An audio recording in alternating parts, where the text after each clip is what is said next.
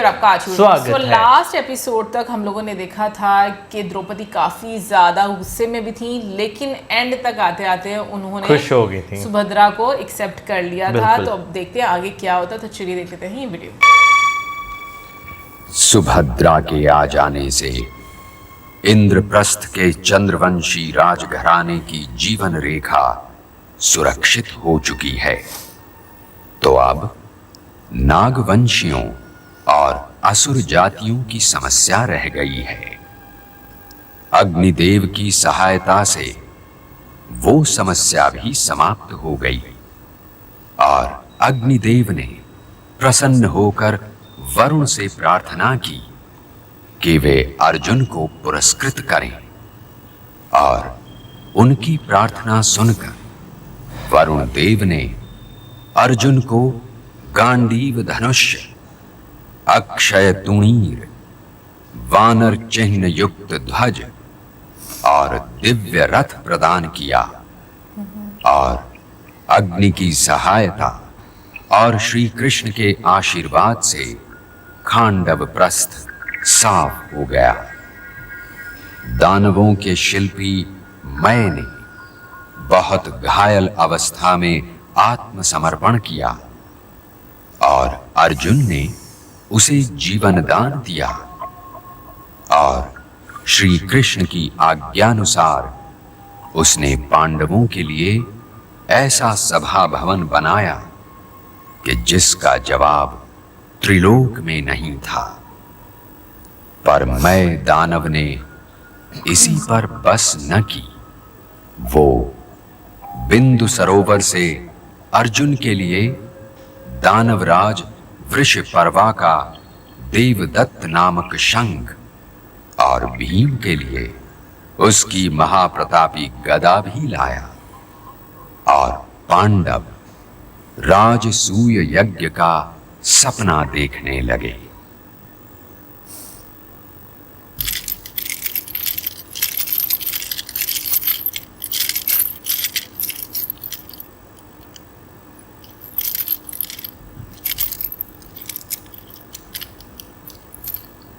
आप किस सोच में पड़े हैं महाराज? महाराज नहीं वासुदेव, मुझे भाई कहिए। मेरे और आपके बीच तो राजमुकुट दीवार नहीं बन सकता, और यदि बन सकता है तो मुझे यह राजमुकुट नहीं चाहिए जो मुझे मेरे भाई से अलग कर दे। मैंने अपनी भूल मान ली भ्राताश्री, परंतु आपकी राजनीति शुद्ध है।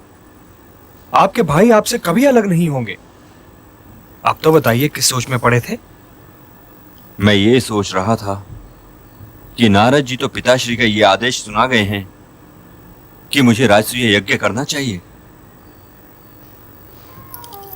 परंतु क्या ज्येष्ठ पिताश्री के जीवन काल ही में मेरे लिए राजसूय यज्ञ करना उचित होगा?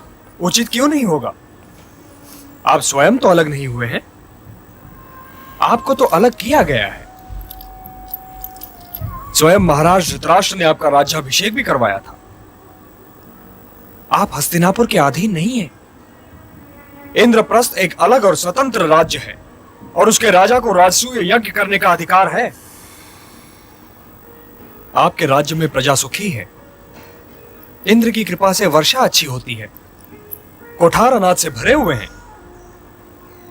जन समुदाय रात्रि के प्रहर अपने घर के दरवाजे बंद नहीं करते, क्योंकि चोरों का खटका नहीं। चोरी तो तब होती है भ्राताश्री, जब किसी के पास सब कुछ हो और किसी के पास कुछ भी ना हो, और आपके न्याय ने अपने राज्य में यह नहीं होने दिया। यात्री बेखटक यात्रा पर जाते हैं, क्योंकि राज्य के सारे मार्ग दर्पणों की भांति स्वच्छ हैं। उन पर ठगों की धूल नहीं पड़ती। राजकीय कर न्याय की मर्यादा भंग नहीं करते। आपके कार्यकर्ता घूस नहीं खाते। रिश्वत नहीं लेते। तो आज आपके अतिरिक्त राजसूय यज्ञ करने का अधिकार किसी और को है ही नहीं। सम्राट कहलाने का अधिकार तो केवल आपको है भ्राताश्री, केवल आपको। इसलिए राजसूय यज्ञ अवश्य कीजिए। परंतु क्या केशव? परंतु जरासंध, मित्र अर्जुन, जरासंध। आज जितने भी राजवंश चल रहे हैं वो वास्तव में या तो ययाति के वंशज हैं या राजा भोज के। आधुनिक काल के सारे राजघराने मगध नरेश जरासंध को समादर के पुष्प भेंट करते हैं। और यह भी एक आधुनिक सत्य है कि आज जरासंध से अधिक शक्तिशाली राजा और कोई नहीं। वो तो स्वयं चक्रवर्ती होने के सपने देख रहा है। चेदि नरेश शिशुपाल उसका सेनापति होना अपने लिए गौरव का प्रतीक मानता है और सदैव उसके सामने हाथ बांधे खड़ा रहता है। औरों को तो छोड़ो भ्राताश्री, स्वयं तुम्हारे पिताश्री के परम मित्र भगदत्त तक जरासंध के आगे सिर निउड़ाए खड़े हैं। तो क्या आप हमें मगध राज से डराने का प्रयत्न कर रहे हैं वासुदेव? नहीं भाई भीम,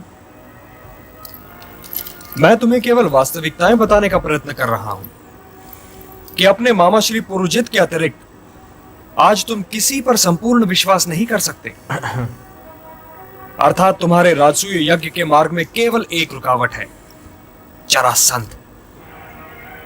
और यह रुकावट कोई साधारण रुकावट नहीं है।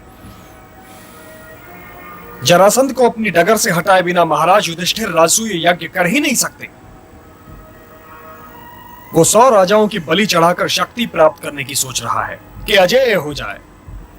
यानी अमर। और यह भी ना भूलो कि उस पर महादेव की कृपा है। यदि इंद्रप्रस्थ नरेश राजसूय यज्ञ करना ही चाहते हो तो उनके लिए यह आवश्यक है कि जरासंध वध करें और जरासंध के बंदी राजाओं को मुक्ति दिलाएं। और यदि आप यह नहीं कर सकते महाराज, तो आप राजसूय यज्ञ भी नहीं कर सकते। तो हम मगध पर आक्रमण कर देते हैं। रणभूमि में तो जरासंध को घेर लेना संभव नहीं है भीम। यदि उसकी सेना को पर्वत की उपमा दूं, तो आपकी सेना उस पर्वत पर एक चींटी की भांति दिखाई देगी। हर राजा चक्रवर्ती बनना चाहता है, परंतु हर राजा चक्रवर्ती हो तो नहीं पाता। तो क्या हम योग्य नहीं है केशव? मैं मित्र हूं, मेरी प्रशंसा से कुछ नहीं होगा। योग्यता तो तब सिद्ध होती है पार्थ, जब शत्रु प्रशंसा करने लगे। तो फिर तुम ही बताओ केशव कि हमें क्या करना चाहिए। माधव, क्या तुम या बलराम भैया या अर्जुन में से कोई भी जरासंध का वध नहीं कर सकता? यदि हम रणभूमि में जाने से पहले ये मान लें कि शत्रु हमसे बलवान है, तो हमें विजयश्री के दर्शन हो चुके। यदि वासुदेव हमारे साथ हो, तो मैं और अर्जुन किसी भी राजा का अभिमान चूर चूर कर सकते हैं। मैं तो आप लोगों के साथ ही हूं और सदैव साथ ही रहूंगा। हे गोविंद, तो चलिए, यदि आप हमारे साथ हैं तो फिर हमें किसी भी सेना की आवश्यकता नहीं। चलने से पहले 5 विषयों पर विचार कर लो पार्थ। जरासंध का अभिमान वो राक्षस है जो राजमुकुट खाकर अपना पेट भरता है। वो मलयुद्ध में अनुपम है। उसके बंदी गृह में 86 राजा पशुओं की भांति बंद हैं और वो महादेव पर उनकी बलि चढ़ाने वाला है। अब केवल 14 राजाओं की कमी रह गई है, और यदि उसने ये 14 राजा भी जुटा लिए तो उसकी पराजय असंभव हो जाएगी। जो उसे ये बलि देने से रोकेगा, स्वयं महादेव उसके ऋणी हो जाएंगे और मानव इतिहास सदैव उसका नाम आदर से लेता रहेगा। हे गिरिधर, भीम और अर्जुन मेरी आंखें हैं और तुम मेरी चेतना हो। यदि तुम तीनों को ही भेज दिया तब तो मैं असहाय हो जाऊंगा, और यदि स्वयं यम उसे नहीं हरा सकते तो तुम तीनों उसका क्या बिगाड़ लोगे। इसलिए मैं तो कहता हूं कि हमें राजसूय यज्ञ ही को भूल जाना चाहिए। कुछ भूल जाने पर मनुष्य का वश नहीं है महाराज।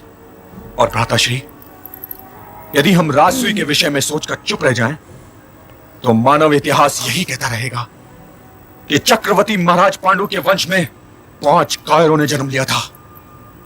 पराजय के भय से घर में बैठ के जीवित रहने से तो कहीं अच्छा है कि क्षत्रिय की भांति मृत्यु की वरमाला पहन ली जाए। आगे जो आपका आदेश। युद्ध नीति भी यही कहती है कि शत्रु के आक्रमण की प्रतीक्षा नहीं करनी चाहिए। रहा जरासंध की शक्ति का विषय, तो भ्राताश्री आप ही ने सिखाया है कि युद्ध में किसी ना किसी को तो हारना ही पड़ता है। इस युद्ध का परिणाम हम जानते हैं, या मगध नरेश हारेंगे या मगध नरेश जीतेंगे, क्योंकि हम दोनों के बीच में ही दोनों की ही हार या दोनों की ही जीत संभव नहीं है। मैं कायर नहीं हूं प्रिय नकुल, परंतु मैं राजा भी हूं, और राजा को कोई एक कार्य करने से पहले 2 बार अवश्य सोचना चाहिए।